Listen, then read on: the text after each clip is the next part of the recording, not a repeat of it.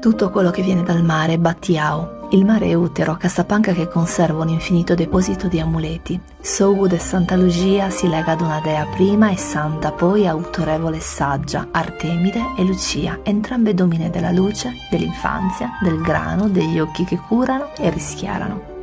Questa conchiglia amuleto era utile contro l'occhio malvagio, veniva anche usata per dare una spintarella alla fertilità, non a caso la conchiglia era detta fava, anticamente il legume era inteso come casa delle anime che ancora non erano nate, insomma, deposito di vita. Quando incastonato in anello, l'anello diventa terapia, sanedude sameigannia e usato contro l'emicrania. La parte più preziosa dell'amuleto era quella posteriore, dove natura ha disegnato una spirale. I sardi la coprivano con del tessuto e del vetro.